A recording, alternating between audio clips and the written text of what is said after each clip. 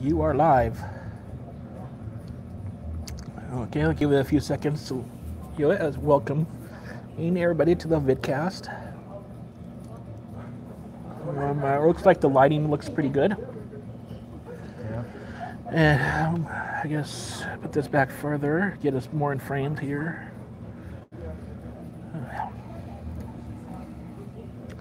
Now you can see we're sort of matching, except for I have earned my stripes.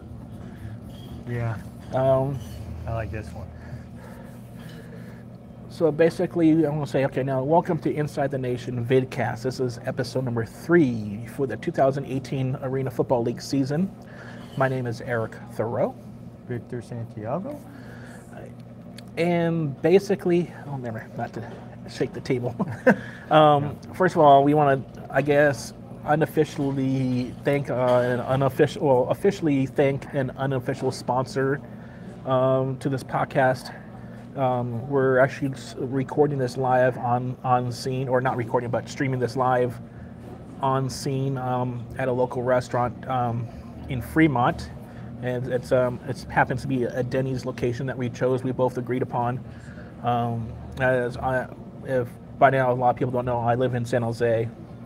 Of course, it's the northeast end of San Jose. Victor lives in the northern part of his city, Hayward. So we're trying to get a mutual location in between that we know is quiet and pretty welcoming for us to do our podcast, our vidcast shows here live. So that's what we're doing, and Denny's was grateful and welcomed us, and we've been shooting it here basically on a weekly basis. Okay, so once again, thanks Denny's here of the Warren Springs district in Fremont.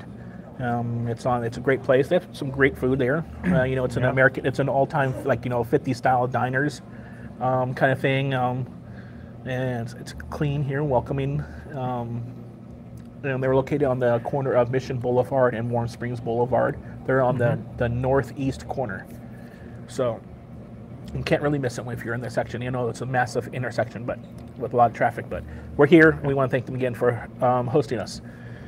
So with that said, what's going on with us, Ninth Man Nation? Okay, let's break it down as far as for the website. I have some new features on the website. If you notice on the front page,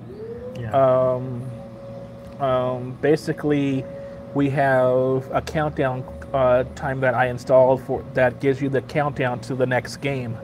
So basically I put that there, and it's based on the scheduling of the games that I have in my events calendar.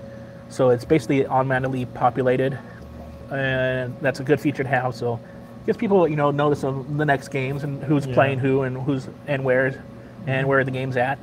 If you don't know, the home team is always listed in a horizontal scoreboard.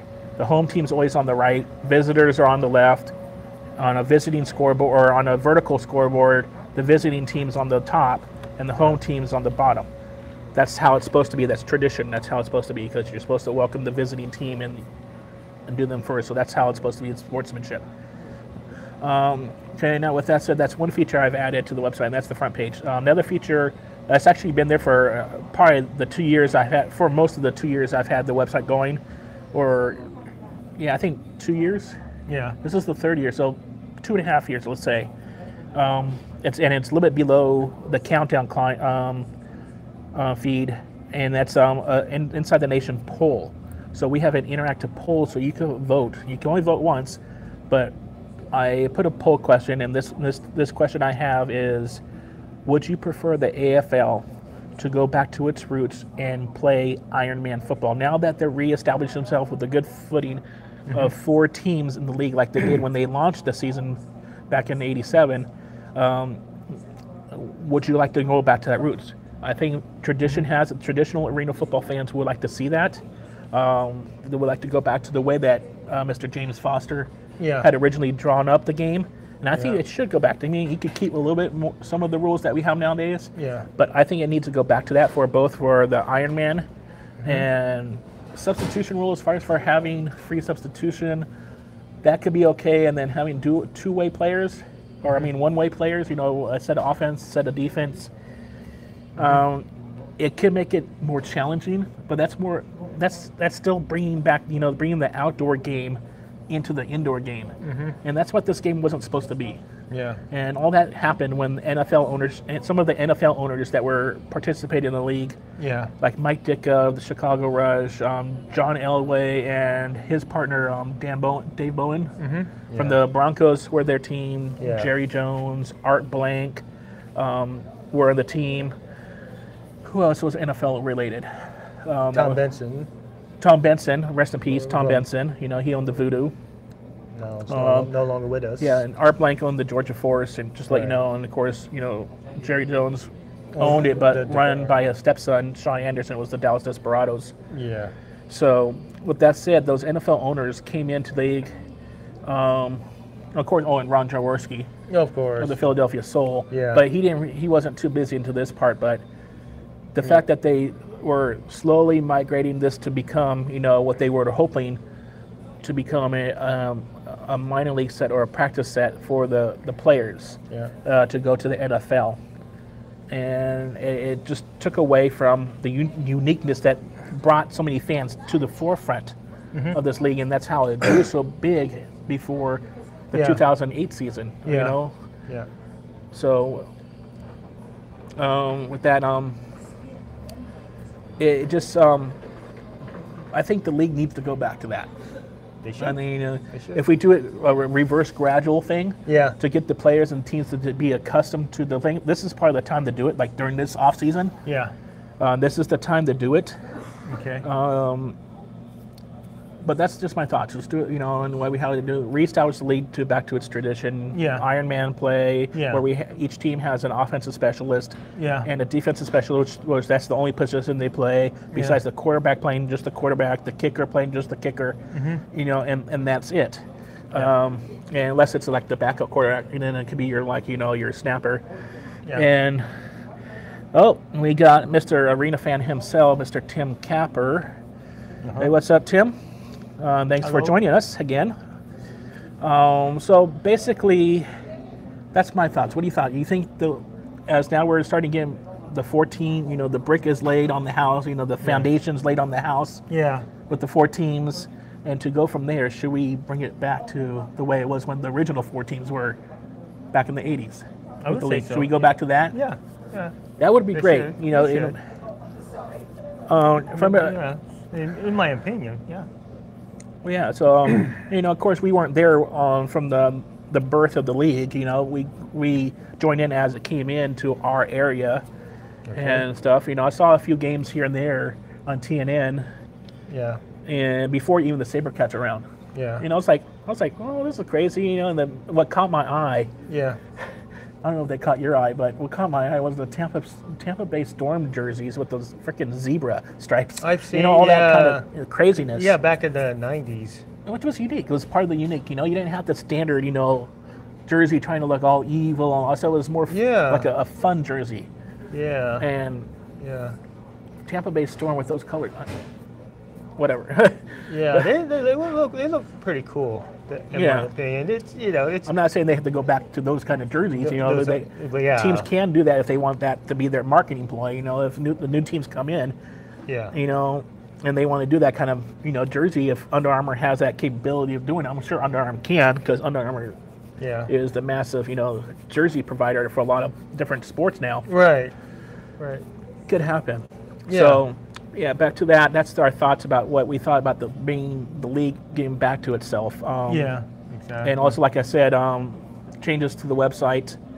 That goes to what basically going back to saying, or the poll question on our website is, do you want the Arena Football League to go back to its roots and go back to Iron Man play, which is just one of the rules as far as its roots. That's the poll question I have on the ninthmannation.net homepage. So you can go ahead and vote on that. I forget when it expires, but I think it expires either next week. I extended the length of the polls for, I think, to 2 weeks or 3 weeks or something like that. So besides the countdown timer to the next home game, the polls are there, and that's new for a lot of people.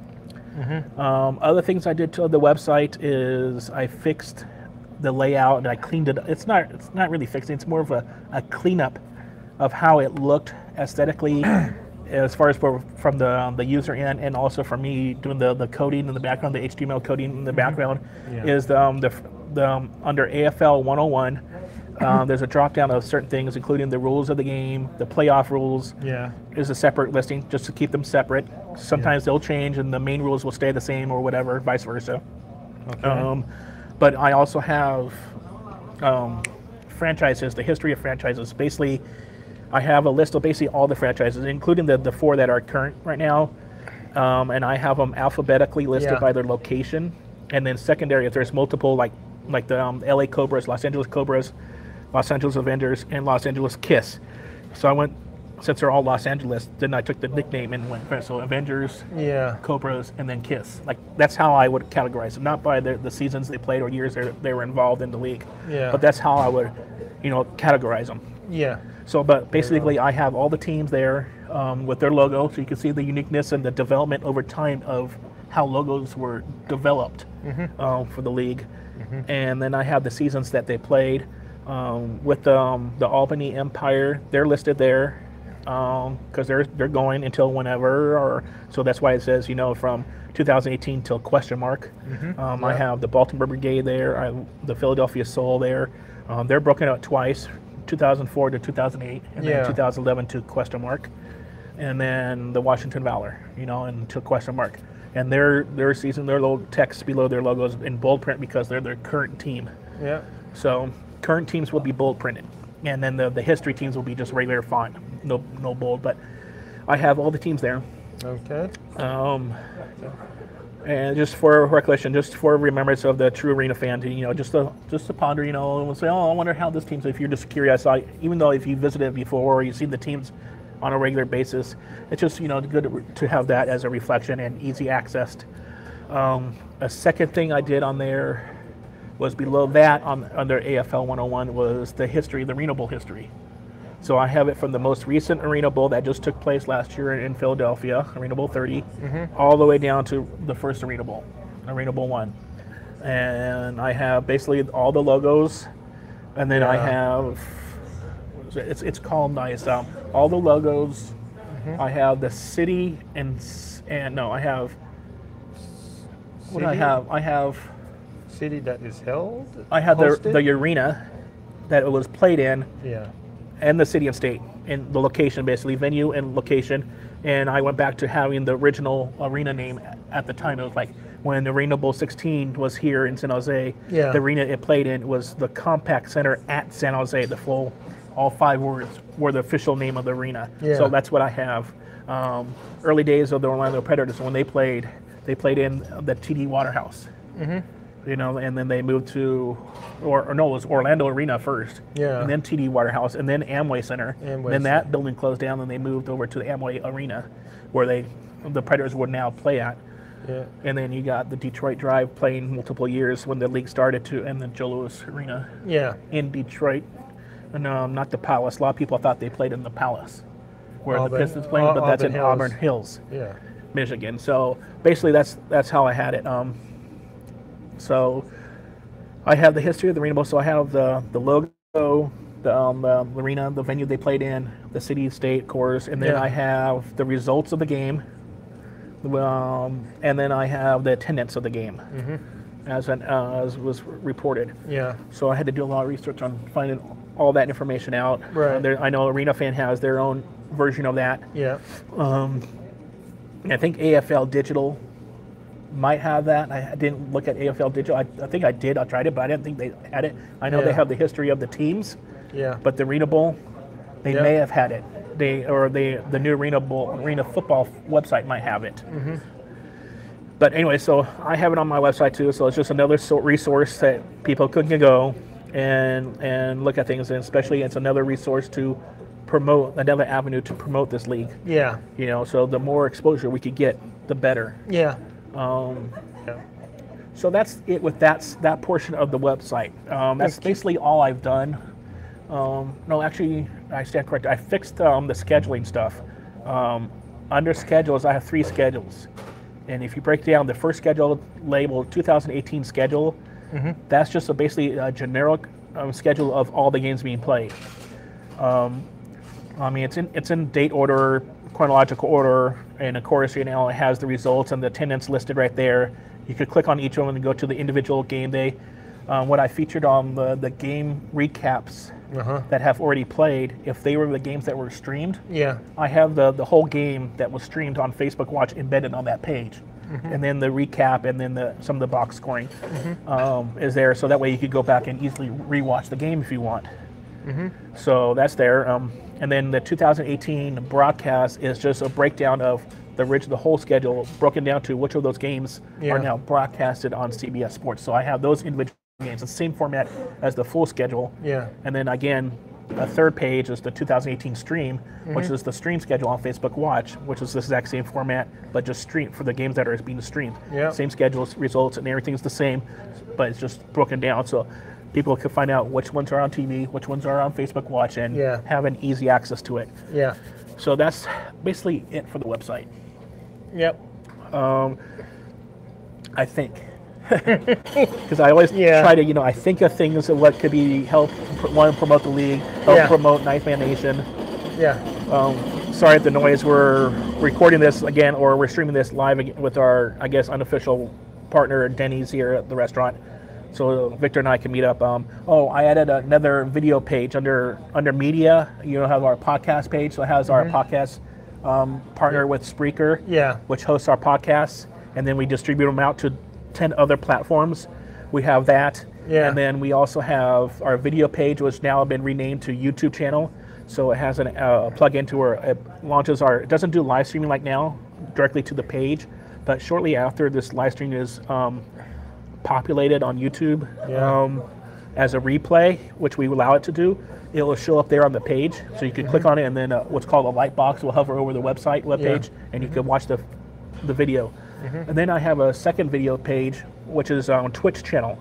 Now the Twitch channel is an embedded live stream player, and then right next to it is the live chat. So you have to log in. You can log in straight right there with your email for Twitch if you have an account, or through I think Facebook and Twitter or Google, one of the other ones that pops up, that you can access, Twitch, and you can live stream and chit chat with us when we do our live stream. So, and that's basically it. Now that brings me to the announcement of why I mentioned Twitch. Why I mentioned Twitch is because Twitch is going to be our secondary live stream. This will be our live stream here on YouTube for our normal vidcasts and reviewing the games that just happened, previewing the games that just happened, and thoughts about the Arena League and just personal conversation that we're going to have. Basically, I'm working on to becoming an official partner. We're not official yet, but we're going to become an official partner with Twitch, and probably be the only one with Arena Football on Twitch, because that's the esports arena, and I know Arena Football League is going to eventually break into that category, so we want to be there ahead of time. I know Tim is watching this. He may want to park this and at least join Twitch with twitch.tv/arenafan, and just get ready to park that and do his podcast on there. But the way that the Arena Football League is going with DraftKings, VISN, and becoming more fan interactive in those platforms, Twitch may be the way, because it's esports. I could see in the future that Arena Football League partners up with a video game creator, maybe like EA Sports, who's based in Vancouver, British Columbia. But their main headquarters, EA Electronic Arts in general, is headquartered here near us in Redwood City. But basically do another Arena Football game like they used to have. They had Arena Football, and then they also had breaking name. What's this quarterback's name? Iowa Barnstormers, St. Louis Rams. Kurt Warner. Oh, Kurt Warner, I know Tim was probably getting ready to type that in there in the chat. Kurt Warner. I don't know why I go blank. He lives in the Scottsdale area now. But Kurt Warner, Arena Football, he also had a game named after him, and then they had the original Arena Football games, which I still have 2 discs of. EA Sports gave them to me. So basically, the Twitch is going to do our pre and post game live show. Now we're going to try to work it to where we're both on them, just like this, to have unity and all that stuff. But it may come time to where he may not be able to access some of the games and be with me at the games to watch it. Or they may be split up, like one day on Friday and then the other one on Saturday, or Saturday, Sunday, whatever they have the games on. So, but it's going to be a pre-game live and a post-game live. Usually, probably like 30 minutes before the games, we'll do the pre-game. Yeah. And then we do post-game. If there's 2 games on the same day, we'll do the pre-game live before the very first game of that day, and then we'll do the post-game live after the completion of the second game. So that'll give us more material. And usually they'll run roughly around 30 minutes in length. But the way we go and talk arena football, especially me, it may go longer than 30 minutes, but we'll try to keep it, 30 minutes. So that's our thing with Twitch, So we're trying to, enforce having more content out there for the Arena Football League, talk more about the sport, get more people involved, engaged in it, and curious about it, whether they think it's real football or not, But at least they're engaged and there's more eyes on it. And maybe this with the expansion possibilities that are happening, hopefully by Arena Bowl this year, that they'll make those announcements. Finally, what markets they want to go to or return to or what have you. It could be a good thing to have another platform going. Yeah. Okay, now that's one thing. That's one reason why we missed our vidcast last week, because I was handling the dealings with that and I'm working with Twitch. Another thing I'm working on, or I have gotten approved on, is that our podcast is on yet another platform, which will make it 11 platforms total. So our initial podcast platforms are Spreaker, which is our hosting platform, and then we distribute there. We distribute to not SoundCloud. SoundCloud doesn't take RSS, so we have to physically upload to SoundCloud. But we are on SoundCloud, but we only do like 2 or 3 episodes. Yeah. That's all they permitted. Yeah. Because they only last 3 hours of audio content for free, and then the rest you have to pay for it. Yeah. And then we do Apple Podcasts, or aka iTunes, the same thing, but they're rebranding it as Apple Podcasts. Yeah. Google Play Music, Okay. TuneIn Radio, Stitcher Radio, Auto Radio, Acast, which I think is Swedish. It was a Swedish company. Yeah. SoundCloud is German. And then we're also on Stitcher Radio, Castbox, Auto Radio, and Overcast. So we're on all those platforms. Now the news that we are expanded to, now we're also on iHeartRadio. So that's the big mother of platforms to be on, is iHeartRadio. So, and we're working on yet one last platform we're working on, but once we get that official, we'll let you know as it comes official, of course, on our social, and probably make an episode announcement about it. So, but yeah, iHeartRadio is the big thing that we're on, and we're pushing. So you can go to iHeartRadio, or you can go to ninthmannation.net/podcasts, and below our main podcast player, you'll have links to all our, podcast platforms. So that's basically it. That's what I've been busy with in the background. And that's what we've been doing for the last week, and the reason why we missed last week, and we apologize for that. We want to maintain consistency on this channel and doing our vidcast platforms. And the way it's going to work, it'll be live streamed unless we have like a guest on, then it'll be harder to live stream because of where we do it at and our meeting times and all that stuff, and just the technology involved that we're basically just doing this from our phone, from my iPhone 6s Plus. And then we got a couple of lavalier mics that plug into the phone mic adapter. So that's from audio. So that's what we've been working on. Just like we're working on. So let's move on to let's move on to reviewing the games. Yeah, let's talk about the Philadelphia Soul, the consecutive losses. Oh, you had to bring that up. Yeah. I'm sure they're gonna like you. I'm sure Josh is gonna hit you up on Twitter now and say, "Why'd you have to bring up the 2 losses?" So what about the back-to-back losses with Philly? What's your thoughts on that? Well, they're just not playing so well. Ooh. But they're not well. Their offense has kind of struggled, but they're gonna the next game. I hope they're gonna do pretty good. So you think in the next game, which is where at Baltimore? I think they're playing at Baltimore next week. Yeah, in the big game. Or I mean this week. Yeah. We'll get to our previews, but you think they need to improve by then. So, what aspects of the game did you see that they were not really there last week? probably the offensive line. I would say that, yeah. Yeah. Protection for Rodaball. Rodaball, yeah. Yeah. And hopefully, Rodaball, you're okay. Hopefully the injury that you suffered, I guess he had 2 little plays there that sort of shook him up a little bit.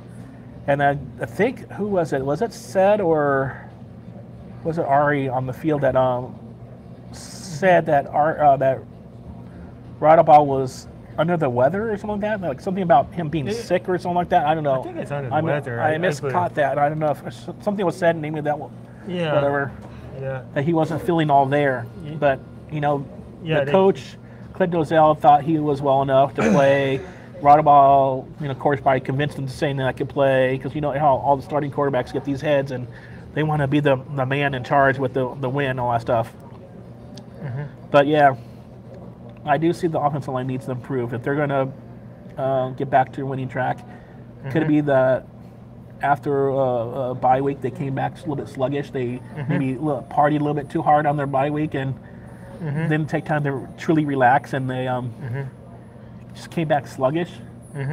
So traveling down to Charm City next week or this week could be a difference maker. I know, because Baltimore, Baltimore is just like a team that's playing consistent at a consistent level, both offensively and defensively. So and Washington almost had their number. I mean, well, basically did. If they didn't miss a PAT, if Pat Clark didn't miss that one PAT, it could have been in the first overtime game in regular season this year. Yeah. So, but what do you think about the fact that Albany came into Philly's house and basically after halftime took over the game? Well, they did a pretty good job. Does Albany to you look like an expansion team? Yeah. You think they still look like an expansion team? They still look like an expansion team. And what factor? Rodaball has Teal, or that supposed to be Tear. I caught the end of that. Sorry, Tim. But I guess he has some kind of injury or something. But if he's throwing with an injury, but maybe that should be a reason why he should be maybe held out for one game so he could get more time to heal. Yeah, and they have a rookie quarterback. Especially why it's early in the season and that all 4 teams will be in the playoffs in some way. It should be more important to rest him up and let his injury heal as much as possible to get ready for any postseason action, and at the same time could give their new rookie quarterback that had a couple of throws in the game that looked like they were freaking like a missile launcher. The way he threw them at Money Reynolds. Money Reynolds was like, what the hell was that? He throws hard. Basically, how all new quarterbacks come into this league, they overemphasize the need for finesse more than to be a rocket launcher. But yeah, Albany I think does not look like an expansion team. Okay. I think the first game when they hosted Philly, because the atmosphere and everything, because they're coming back into the league, the city, that's great for Albany. Yeah, I think that was when they were like, so hyped up on the celebratory part of the game more than actual playing the game, and the players were sort of had that adrenaline rush about that, and the Philadelphia Soul players sort of had the adrenaline rush, but they were able to manage it because they're more of the veteran, unit that came together. Okay. And they've been together before, so they knew how to work. You got Tommy Grady coming with a year off. He may have a couple of throws with the indoor league that started up 2 years ago.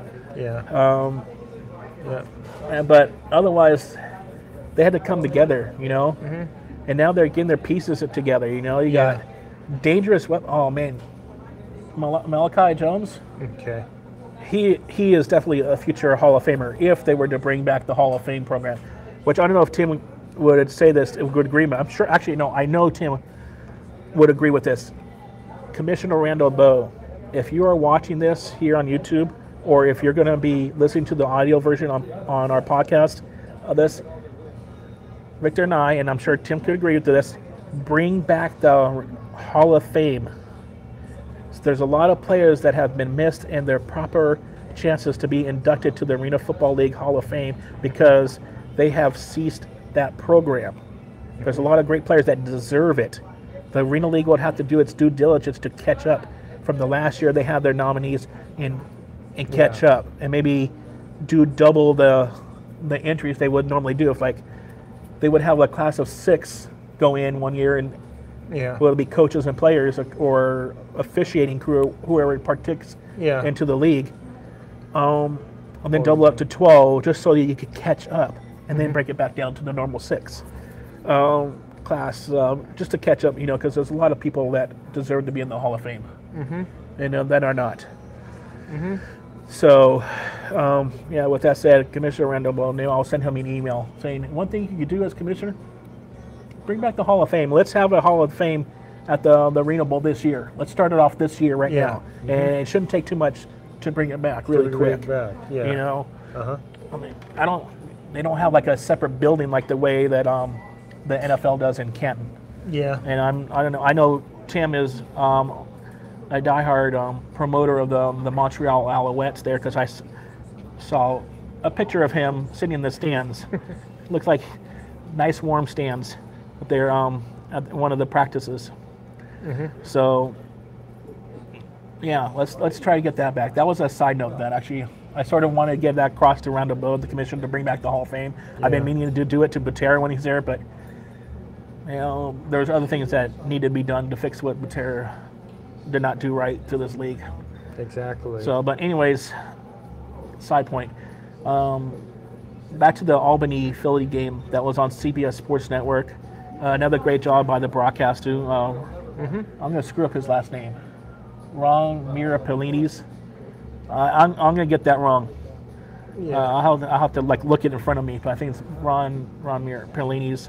He does a great job. He was doing a great job last year of AFL Unfiltered, the league's version of the podcast, which I think needs to come back and need to be distributed outside of SoundCloud, or at least have the RSS feed to feed it to other platforms just besides SoundCloud only.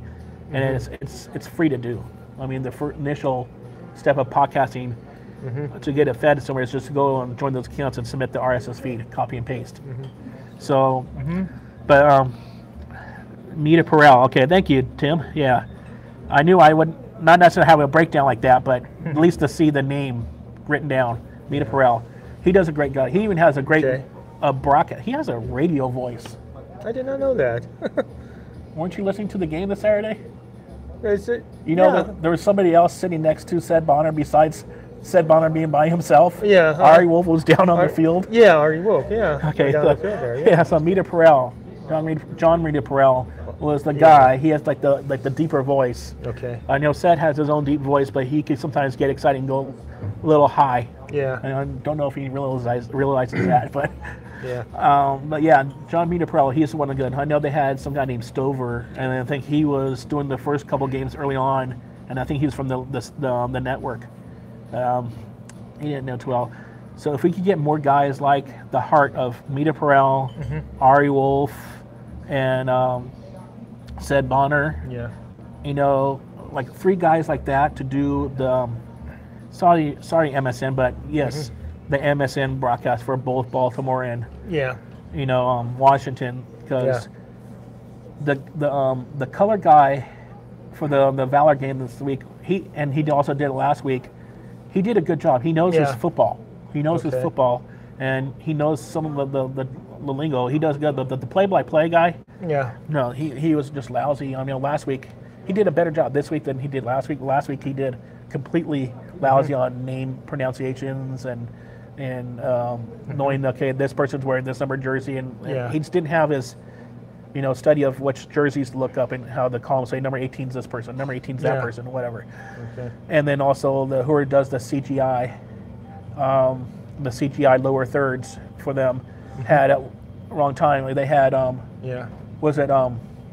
head coach Rob Keefe when Sid and Ari are in the booth this weekend. Okay. Yeah, I think I got that in the emails. I just haven't looked at them yet, but but just have those 3 guys together.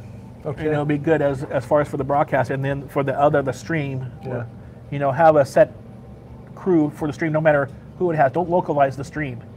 Because I think when they Yeah. localize the stream, because Monumental is more of a DC thing, and if it's supposed to be a rivalry Yeah. for Baltimore and DC, Yeah. don't have a DC thing go and do a Baltimore thing. And Okay. then when you're breaking down, like whether it's just for the TV, because they Yeah. had the feed from Monumental do NBC Washington again for Okay. the third time. Yeah. And when they go off and they do all this stuff, and they have the Baltimore guys, the Brickhouse guys there wearing Okay. Baltimore gear while they're doing a DC game. Right. It's not, it needs, and when they went into having Baltimore and the Valor being owned by Leonsis, they said they're going to completely have separate, things, just have the ownership be the same. They Okay. haven't done that. And there's no marketing. They took off there's no, from what I've communicated with some fans in Baltimore. Yeah. I have my cousin I'm still reaching out to that lives out in Richmond, Virginia area. Okay.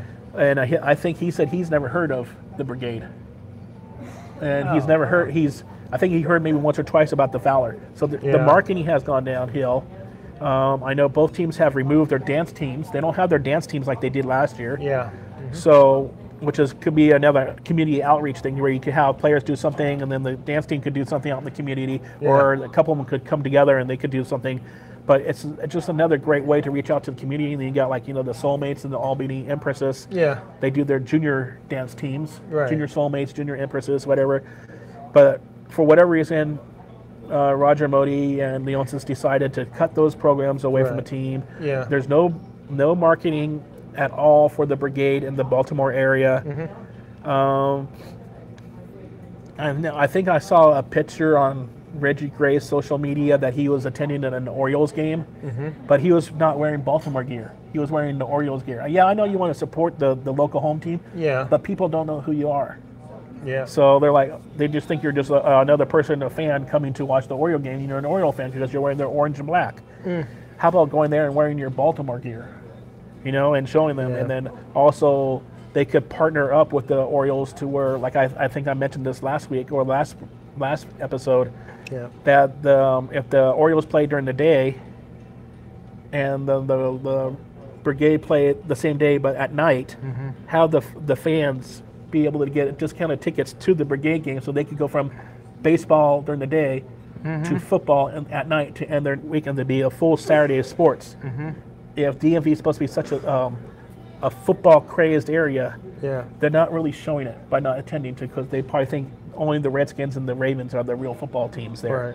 So I think partnering up like that, I know there's a little bit of distance between Camden Yards and where Royal Farms is located, and Yeah. I've heard, I think from John Stark, who's part of the Arena fan crew for actually the Valor contribution, Yeah. but he helps out with a little bit with the Brigade because he lives in that area. He lives over in the Maryland area. Okay. But that the Royal Farms Arena is not in the ideal location, I guess. So it's a little not easy accessible. There's a parking garage right across the street and all that stuff. I haven't been to Baltimore. Really, the furthest east I've been is New Orleans for Arena Bowl 22 in 2008. So Yeah. that's Yeah. Yeah. so, but I think more marketing needs to go. The radio stations, one thing outside of sports radio, just do radio altogether. Make your Yeah. team appearance on there.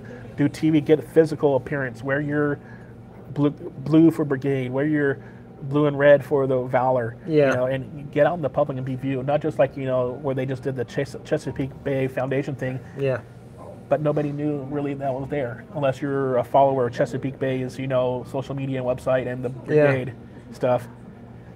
Yeah. And nobody, and then the league itself needs to get outside of itself because I've been sort of monitoring the people who are watching the game live on Facebook Watch. Yeah. The first week they went up and down in the mid 700s. This past week they fluctuated at what was it, like 520, 530? It was the highest, maybe 540 of the watch time. Or not watch time, but people who were chiming in while it was streaming live. Yeah. I mean, now after that, they've watched it since afterwards, but the way that Facebook counts a view is that all you have to do is see the video in your feed as you're scrolling up, and the video starts going, Yeah. and that's a view, even though you don't even actually click on it to view it. Yeah. The Facebook analytics is not as true, genuine as it is here on YouTube. Yeah. So for view count. Okay. So, but the people who are watching it was not that great. It was more than the 2 weeks prior to that, but Yeah. there's no promotion. The video clip that they put to promote the game last Saturday, the the DMV one was just basically a video that they created and then uploaded to their page, their watch page, not their Facebook page. Yeah. And that's it. And they put a little caption below the video or whatever, of what that video was about. Yeah. But they should have taken that video and put it on their Twitter. Yeah. They should have put it on their, their Instagram. Yeah. And that's, I did that myself. I promoted I put it on my Facebook page for Ninth Man Nation. I put it on Google Plus. Yeah. I put it on my Instagram feed. I put it on my Instagram story. I put it on my Twitter. I put it on Inside the Nation Snapchat. So I put it everywhere. I mass distributed it. Whether it reached a lot of people here or over there, the thing is that you created a content piece, a media piece. It's time to share it and get it outward. Don't promote within yourself. Get it outside content.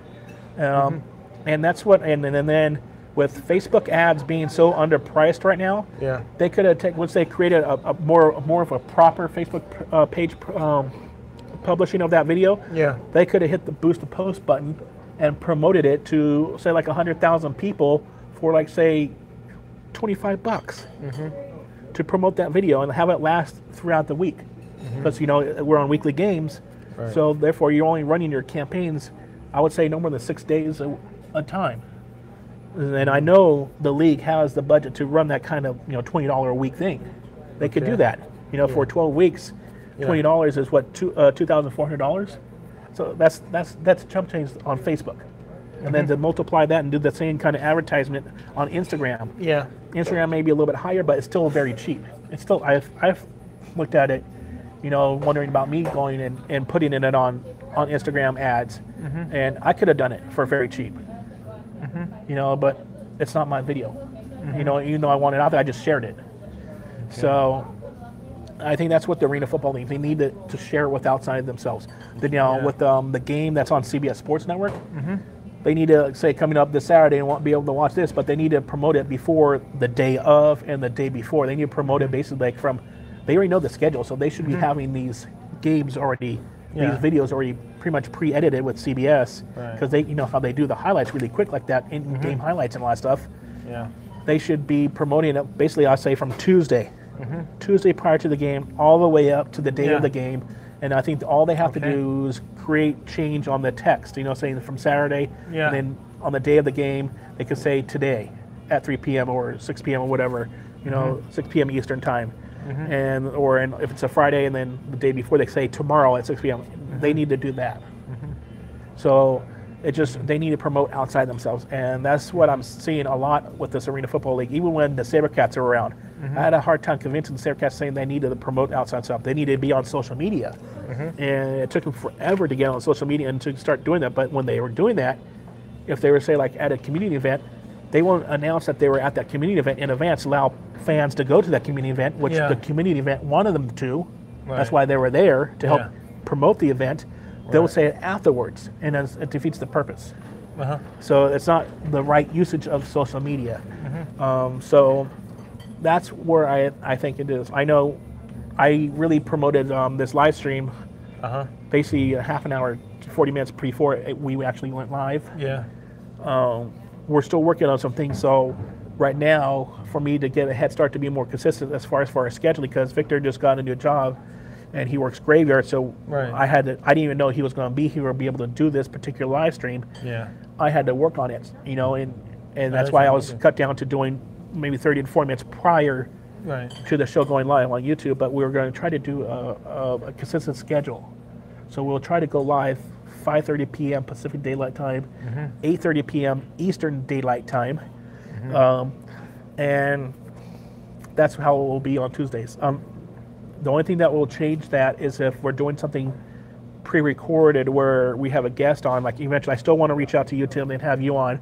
I'm doing some things on my computer so I could communicate to you, make sure everything works great. I know you're in the way when you record your AFL Tonight podcast and you reach out to John and Ben for your guests or co-hosts about that. But, you also have the communication in advance to where the person that you want to have come in, if they're not local to come and join you in person like this, the person that you want to reach out to, the technology on their end, you want to, sort of make sure they're thumbs up. I always support you guys' show. I listen to Yeah. it and I promote it. I promote it on Overcast. Another thing, I don't know if Tim knows this, but I have a new link page on Ninth Man Nation website, and it has all the Arena Football League links, and then right to the right of it has a column for all the Arena fan links, including all, I think, 4 or 5 platforms that Tim's podcasts are on. So I have all the podcast platforms that he's on. So I know I told him earlier that he has all of them, and during a more past live stream on Facebook.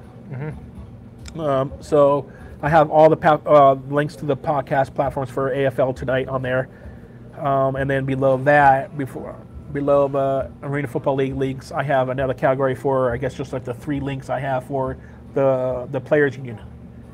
So I think that's the thing. I don't know if Tim's watching this. The only thing I could suggest for Arena fan could do is change up their website to be mobile. That's the only thing I can think, because today is the time of mobile. Yeah. I know you guys have a very detailed and rich database there of a website, but if you could create, doesn't have all content that you have on there, just have, the mobile content, a few things. And that's what I did with Ninth Man Nation. I created a few of the features on there to be mobile friendly, just so that people have direct, instant access, and that's what it is. And it prevents me from having to create a Ninth Man Nation mobile app, because the mobile website will counteract that. But the mobile app for the podcast will be coming soon. That I'm going to be working on, and hopefully I could get it by Arena Bowl. Hopefully, I'm not saying anything. I'm working on graphics right now. Looking at a few things, I agree. Mobile is important, because, like I said, everybody's at their games. Sometimes they're at the Arena football game, not even watching the game. They're on their freaking phones. Because, what happened? Somebody, I just got a notification. Tweet, and then what happened to that pass? Show the replay, because they missed it live. So it's kind of funny. Or I remember the times back in my SaberCat days, especially when I'm on the road and I'm trying to, push content for San Jose's Ninth Man, the fan club I ran. So I'm always, logged in on all the platforms I had for San Jose's Ninth Man. And I would try to take a few pictures here and there, or tweet a few things here and there, and communicate with some of the fans, mainly to like the Arizona Rattler games I would go to in Phoenix. And then back in the day when the SaberCats had their road games on, at then it was Fox Sportsnet before it became Comcast Sportsnet, and then now NBC Sportsnet. But when it was, I guess, CSN too, it's a combination of Fox Sports and CS. But every time I was on the road, and then the camera guys would always find me.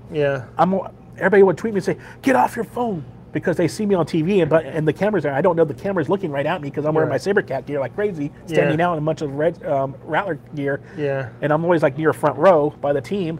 So the camera's on me, feeding the game back to the Bay Area to watch the game. And then all the fans at the viewing party would text me and say, "Get off your phone." So it's kind of funny. So I'm on the phone. And on camera, and I have I think a few screenshots from that. Some people took screenshots of that. It was just kind of funny. So that just shows you how important the mobile platform is. I know Arena Fan or Arena Football League just finally got their act together, and they got their own platform. There's still some quirks that could be done to it. I don't think they need to be charging people for the AFL Live thing or the AFL Now, whatever they want to brand it to. I think going on Facebook Watch is a good thing. But I think at the same time, they should be also partnering up with their YouTube channel, because they have their YouTube channel. I know Tim did a couple of, it was more last season, he did a couple of little guest interviews that I think were separate, were just league oriented, not AFL Tonight thing, where he had a couple of coaches on. Like Ron Selesky and Omar Smith were a couple of them. And he had them on, and they were on YouTube. On the AFL's YouTube, and I think the Ron Selesky one is the last content uploaded to the YouTube channel. And I think if the league were to utilize their YouTube and stream both to YouTube and to Facebook, I mean, it's just a feed thing. I mean, you could get the software and you could simulcast it to both platforms at once. Even to do it to a third one, and to Twitter, or because you could do that. But Instagram is not ready for that kind of level of broadcast for a live stream. They're only doing the stories thing for live stream. But Facebook Watch, YouTube, and then your Twitter thing, that could all go good, because I know Twitter wants to do live stream. They lost out to the NFL, to Amazon, maybe do Amazon. But in the meantime, have your games go to multiple platforms, especially if there's no cost to it. Right. That's what I think for some of the marketing. That's what I believe. I could break it down over and over again. I can re-stress this, and it could be like on a repeat episode. Basically, the league and each individual teams need to outreach themselves. I think Albany's doing a great job. I see them on multiple TV stations in the Albany area. I see them on multiple radio stations in the Albany area. I see the Empresses out doing things separate from the team, or they're combined with the team. And they started early because they knew they had to get off the right foot. Now, if they could keep that pace up as just on a regular thing, that would be great. Even when they're on, and then especially when the league goes into off season. It seems like all the teams, the league, just shut doors and become like they don't exist. Their communication stops, their promotion stops, their just general outreach to the public stops. And it needs to continue. One thing we're going to do here on Inside the Nation, we might not do it weekly, but we may do it monthly or every other week. We will continue this podcast and talk about things, at least to keep the conversation going. That may be the main part where we have more guests on. And that way we can do it. So that way, because a lot of the guests may be reporting back and going back to the homes for the off season, or some of them stay because the new CBA, they're able to stay in the general area, which is key. Like what Ivan Soto said on one of my podcasts 2 years ago. He was on episode 19, I believe it was, 2 years ago. He said one of the things is it'd be great to help the league out in promotion is to have the players stay local with their teams, and instead of going back to their main residence, like Joe Hills, he is in Albany, plays for Albany. But yet when he's probably done, and as soon as the team's finished up and packed up and the season's good and he's able to leave, he'll go back to the Florida area, where he lives with his wife and his kids, which is understandable to go back to your wife and kids. But if he's able to, possibly even relocate his wife and kids back up to there and stay within the Albany region, like that's his job, I think, and then he could be the teams can have more of a off-season interaction or outreach to the community, and they can still be more involved in the community during off season, which will return give you more visitor and probably different eyes that didn't see you during the season, and more ticket sales, whether it be season ticket sales or individual ticket sales or group sales or whatever. But it still works. I think that's one of the things. I don't know if that was part of the CBA to help with the housing and the cost for living up there, but I'm trying to reach out to Ivan to get that. It's very hard to find this new CBA. I know they still have the old CBA up on their website. Oh, they do. I have it on my computer. So, but basically, that's what I think needs to do with the marketing to help promote this league, to keep it going on a year-round clock. That could build this league up great. So now I guess that was a major side note from reviewing the Albany game, Philadelphia game, but. We just wing it here. This is just conversation. Also, how about the first head coach for the Washington Valor? I mean the second head coach. The second? Coquinos was first. Benjamin McDowell second, but even though he's interim. But he's an interim. He's interim. I guess he did. I guess the interim head coach Benjamin did a pretty good job. To start off, he did a great job. My thoughts on that is that. What's your thoughts? The players want to play for him. Okay. His play call is a lot more aggressive than Coquinos. Now, in no way do I want to put Coquinos down.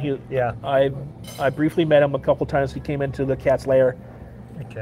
He's a great guy. He knows arena football. Don't get me wrong on that. He knows arena football. It's just for whatever reason, when he's ever given the chance to head coach an organization, it just doesn't work out for him.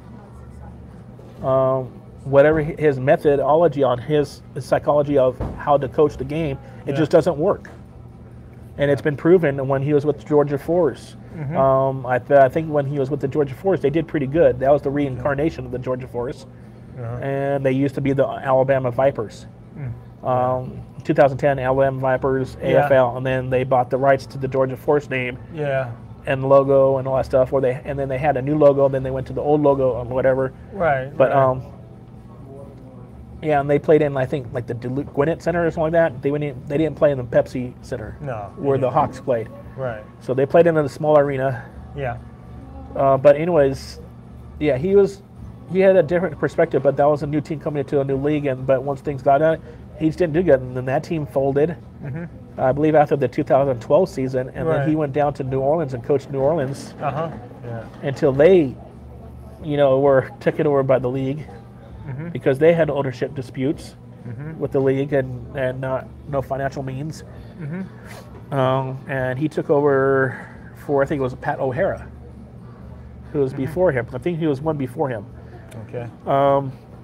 So, yeah, and then the New Orleans Voodoo didn't have success. They were consistently like a 500 team or a little bit below that. Right. I think they made the playoffs, I believe it. I think they made the playoffs because all the teams made the playoffs. I think, no, that was 2016 that all the teams made the playoffs. Yeah. And New Orleans wasn't there in 2016. Right. Yeah, so 2016 was, I think, besides the opening years of the league, that all the teams made the playoffs. Yeah. But the 2016 thing was they had more teams. They had 8 teams. So it was like 4 in each conference. They did Eastern Conference and a Western Conference, basically, but they call them National American. Yeah. American.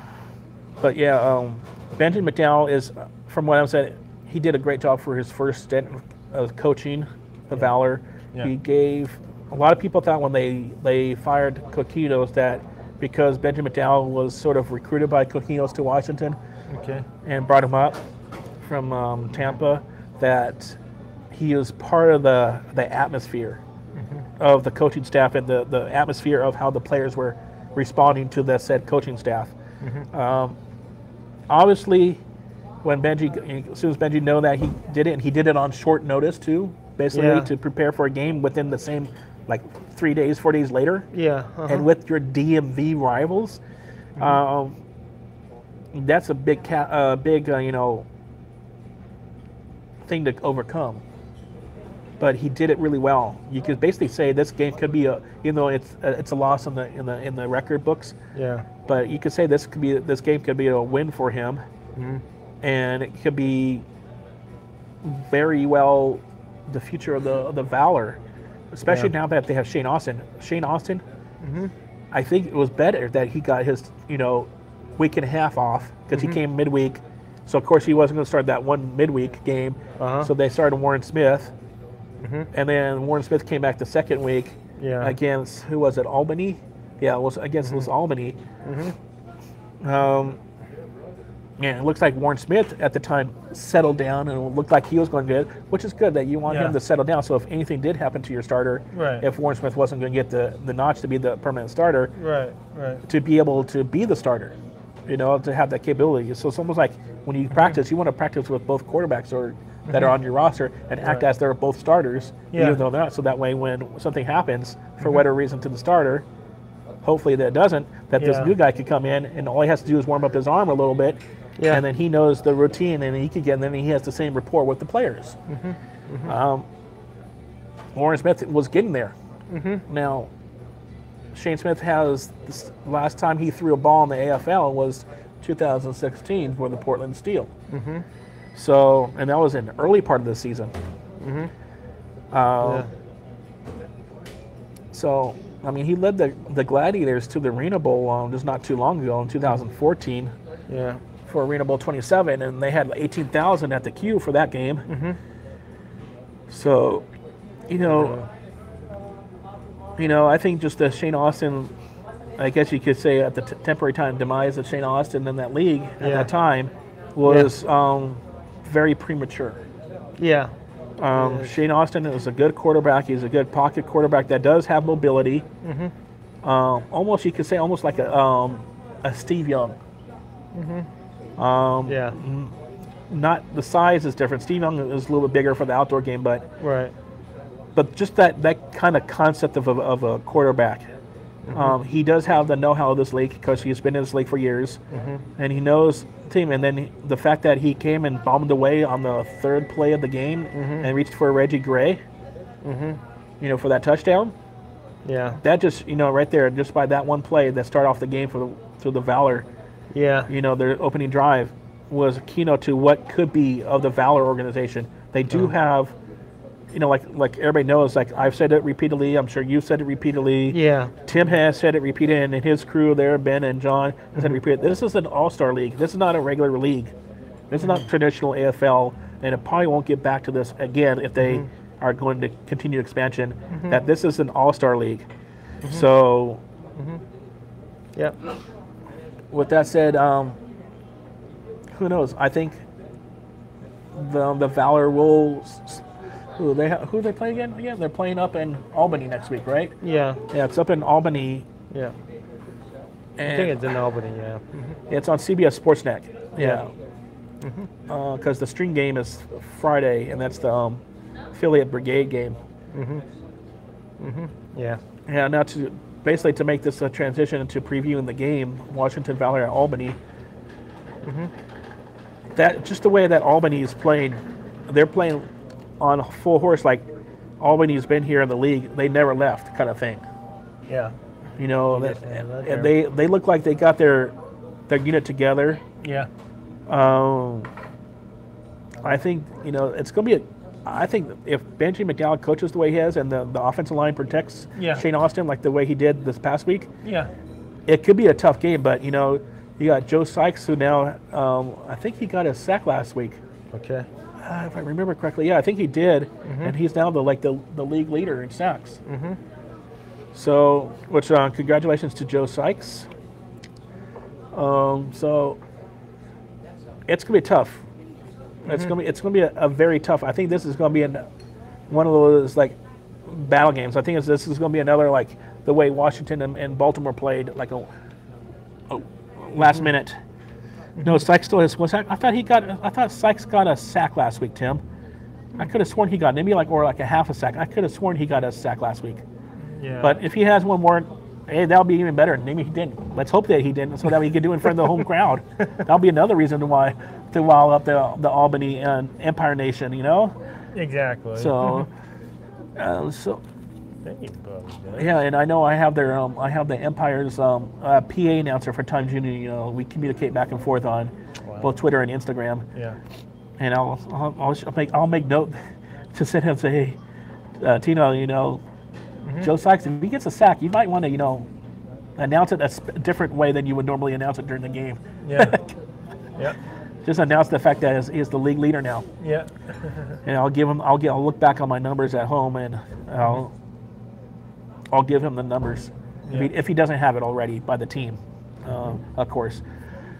So, but yeah, I'm thinking it's going to be a tough game. This is going to be a defensive year, more so than ever.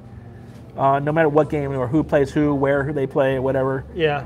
This year is going to be something that you don't usually see. It's going to be defensive and all that. So, okay. We're going to basically start summing these things up.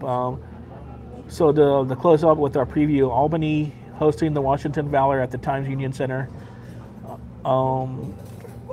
Let's go with not let's, but who are you going to go with? I'll let you say. Who are you going with? Albany hosting Washington. Albany will win. Okay. You said that way a little confident. You even give that a second thought.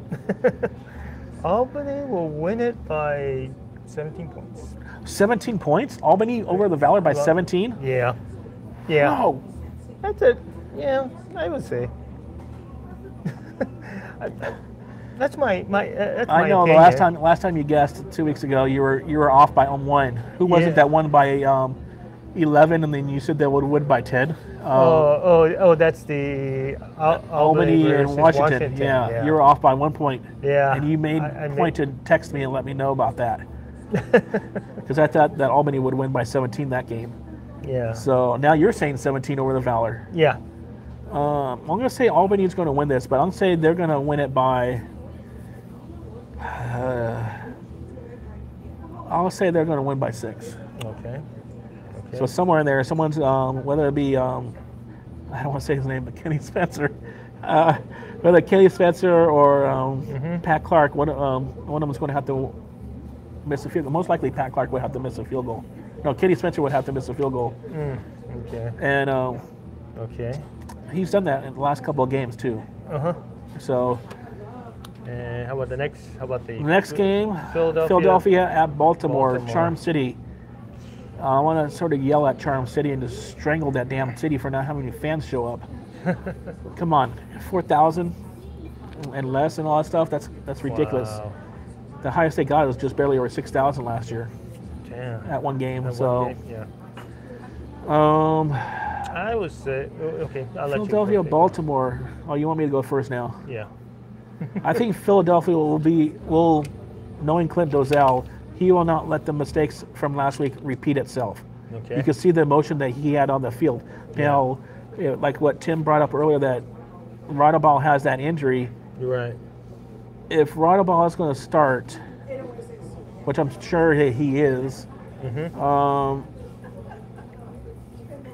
I would say that improvements been made. I think it's going to be a close one. On the last time they played each other at Royal Farms, Baltimore came across, and that started the first win out of the two. Yeah. I think Baltimore's going to win. Okay. I want to say Baltimore will win this game by 3 points. Wow. I think it's going to be a tough game. Tough game? I think it's going to be a very, tough game. So what do you say? Baltimore hosting Philadelphia. Oh, man, this is going to be a tough game. It's going to be an all defensive battle, which, like the last time. So I would say it's going to be a close game too. I would say Baltimore. Okay, by how much?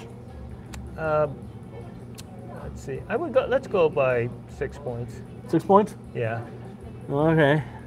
Maybe since if Tim's still watching this, maybe he could put on the little chat here what he thinks. I know he wants to probably save that for his AFL tonight. Maybe give us a sneak peek.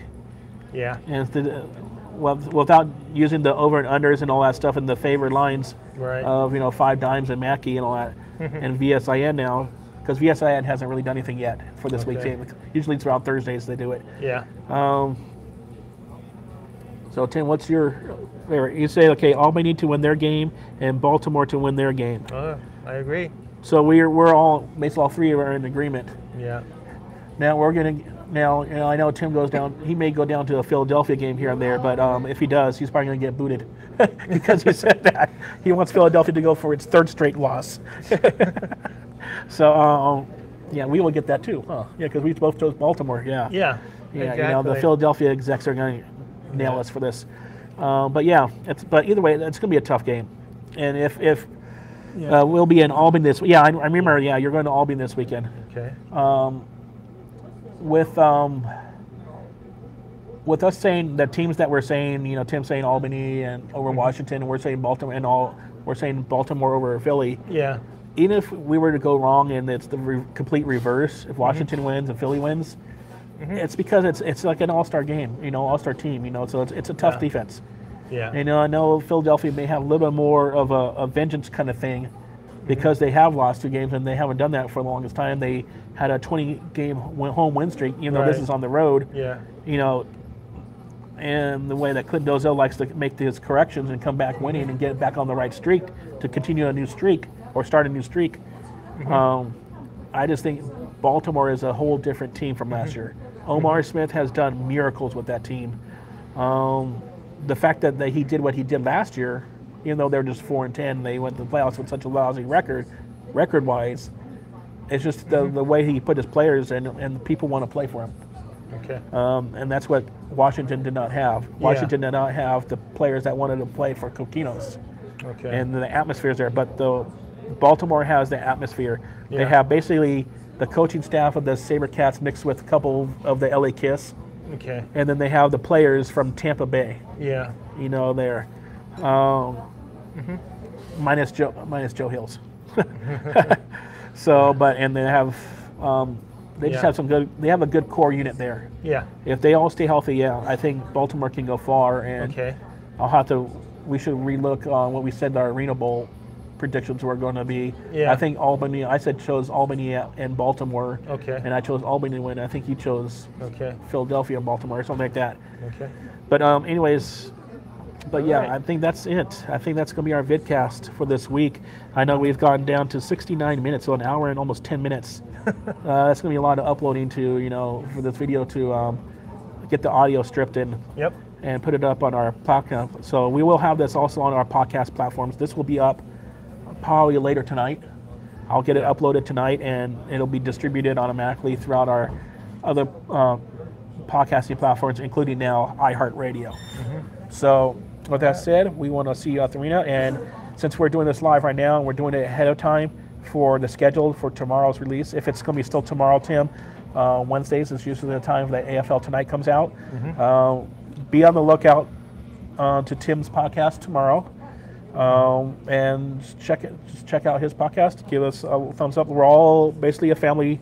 We're trying not to compete. We all love this Arena Football League, so we want to do our best to promote it. We're one big arena. The AFL does not stand Arena Football League anymore. Right. It stands for Arena Family League. Right. And you could tell just the way we get along with the players, the coaches, and we just all, have fun. Yeah. I know it's a competition and there's business involved in it, but it's also not too commercialized, too corporatized, with the big head honchos, like the way the NFL is. Yeah. With that said, be sure, to give this video a like. Leave your comments down below if you have any questions at all. This will be archived here. You can do the same thing on our podcasting platforms. Yeah. You can like those, follow us there, and then, leave comments, and I'll be getting notifications left and right on all our platforms, and we'll definitely see you. So until then, we'll see you next week. Okay. As of right now, it's going to be another live stream at the same time. Unless things change, then if I plan to get a guest, and it's going to be a pre-recorded episode, Right. we'll have it there, and I'll make the announcements and billboard, who we have, and on our socials. So just be helpful. We're on Facebook page, Google Plus page, we're on Instagram, we're on Twitter, and we're on Snapchat. And yes, everybody says Snapchat is 2015.